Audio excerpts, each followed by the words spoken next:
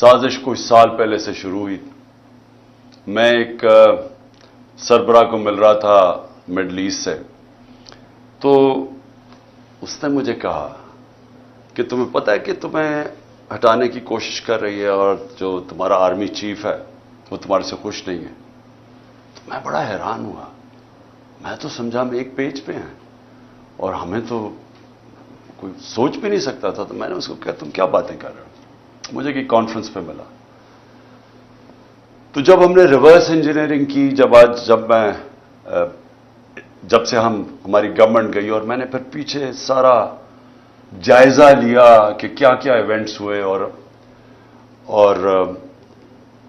کس طرح کی سازش ہوئی اور کون کون اس میں ملوث تھا. لیکن ایک کردار جو سب سے جو اس کا ماسٹر مائنڈ تھا، تو وہ پھر آہستہ آہستہ ساری سمجھ آ گئی کہ کدھر کدھر دھوکے ہوئے ہمارے سے، کدھر کدھر ہمیں لال بتی کے پیچھے لگایا گیا، کدھر کدھر جھوٹ بولے گئے.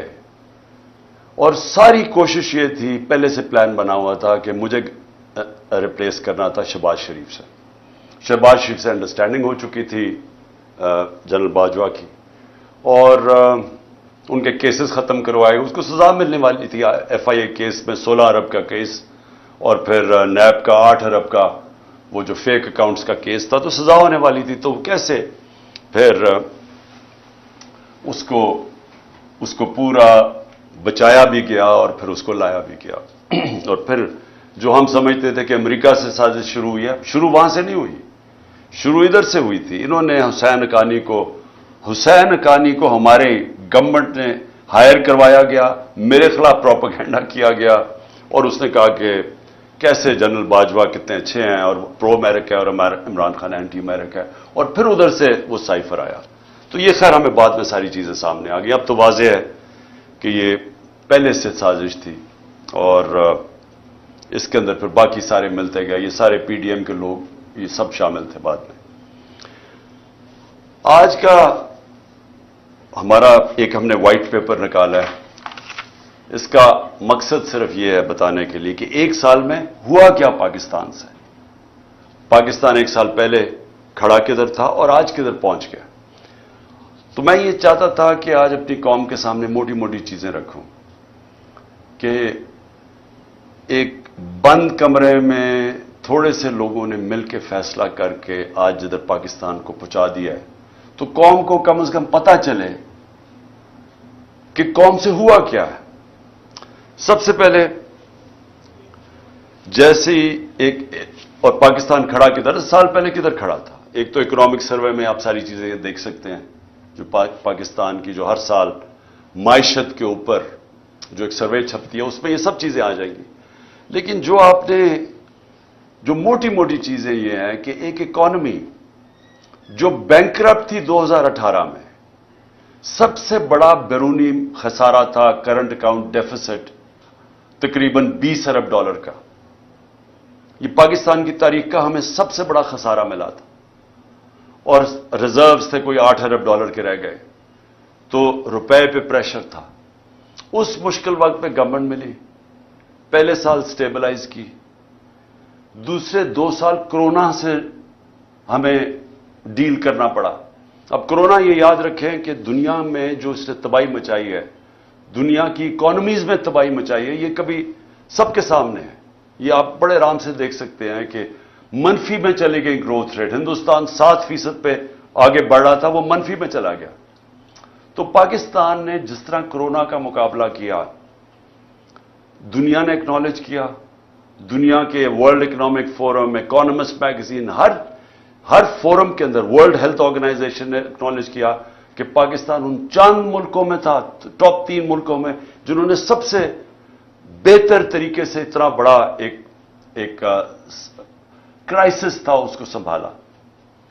میں یہ صرف سوچ رہا ہوں کہ جو ان کی 1 سال کی کارکردگی ہے، اگر یہ خدا نہ خواستہ ہوتے تب تو انہوں نے کیا کرنا تھا. انہوں نے جو ملک سے ابھی کیا ہے، سوچیں ابھی تو کرائسس تو ان کو کوئی ملا ہی نہیں ہے. کرائسس تو سارے ہمیں ملے تھے، کیونکہ کرونا کا کرائسس ہم نے ڈیل کیا. انہوں نے جو بینکرپٹ کر کے گئے وہ ہم نے اکانومی کھڑی کی. تو اگر یہ وہاں ہوتے تو انہوں نے سب سے پہلے تو لاک ڈاؤن لگا دینا تھا. ان کی سٹیٹمنٹس آ کے بند کر دو پاکستان کو. تو اگر وہ بند کر دیتے، آگے مشکل حالات تھے، تو یہاں تو لوگوں نے بھوکے مر جانا تھا۔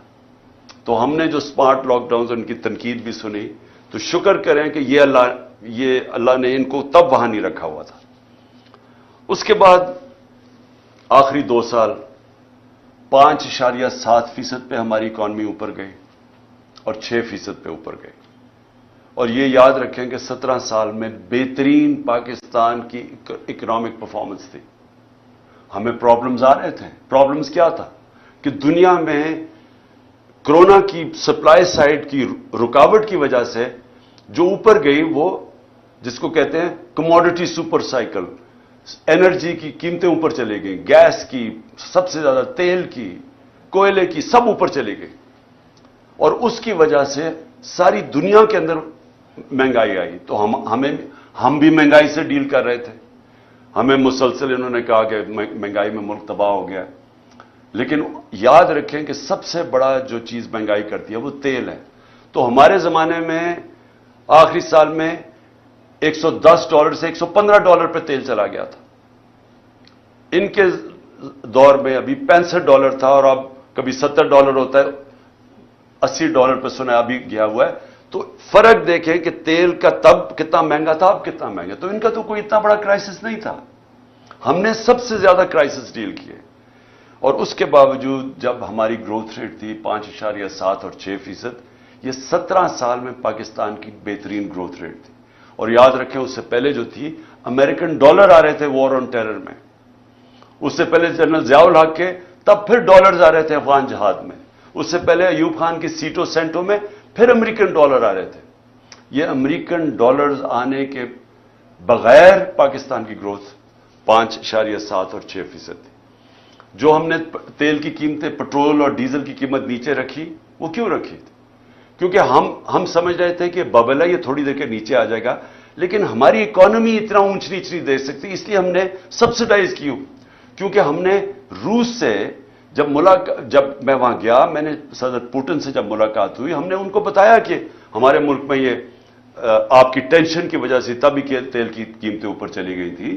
تو انہوں نے پھر اپنا انرجی منسٹر بھیجا، حماد اظہر سے ملاقات ہوئی، اور ہماری انڈرسٹینڈنگ یہ تھی کہ ہم نے جس طرح ہندوستان سستا تیل روس سے لے رہا تھا، پاکستان نے بھی لینا تھا۔ اور بدقسمتی سے آتے ساتھ ہی آپ کو پتا ہے کہ سازش شروع ہو گئی، واپس آئے تو ووٹ آف نو کانفیڈنس ہو گئی، اور اس کے بعد ہماری گورنمنٹ چند ہفتوں میں چلی گئی۔ تو وہ بیچ میں چیزیں رہ گئی۔ ہمارا ٹیررزم، جو اتنا آج کل ٹیررزم کی بات کر رہے ہیں، یاد رکھیں ہم ٹیررزم سے ٹورزم پہ گئے تھے۔ ہمارے 3.5 سال میں دہشت گردی دیکھ لیں اور آج دیکھ لیں۔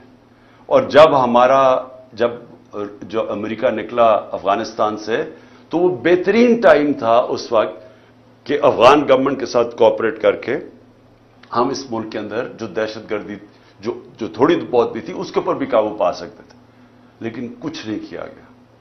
انہوں نے کوئی نہ، ان کے پاس ٹائم تھا سوچنے کا، نہ کچھ تھا، کیونکہ آئے تھے صرف ایک مقصد کے لیے، اپنے کرپشن کیسز ختم کرنے کے لیے۔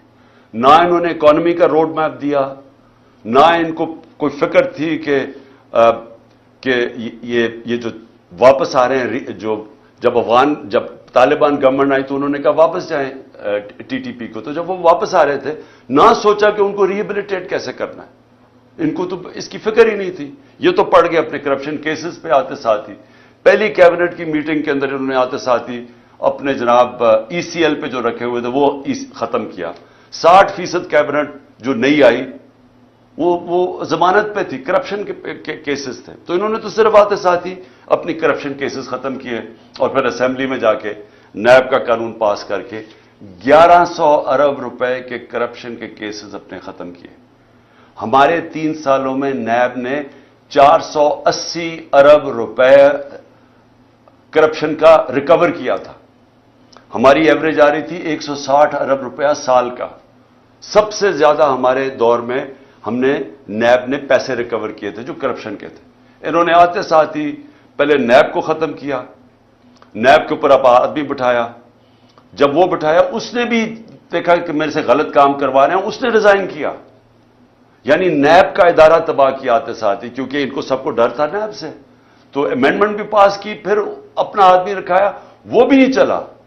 اس کے بعد ایف آئی اے کو انہوں نے تباہ کیا آتے ساتھ ہی، کیونکہ شہباز شریف نے پھنس جانا تھا مقصود چپڑاسی اور وہ جو 16 ارب روپے کے کرپشن کیس تھے. ایف آئی اے پہلے رائے طاہر کو لے کے آئے آئی جی، جو نہیں، رائے طاہر پہلے سے تھا، اس سے غلط کام کروانے کی کوشش کی، اس نے ریزائن کیا، پھر آدمی لے کے آئے، پھر ساری ایف آئی اے کو صرف لگا دیا ہم سب کے اوپر، ہمارے اوپر کیسز کرنے کے لیے.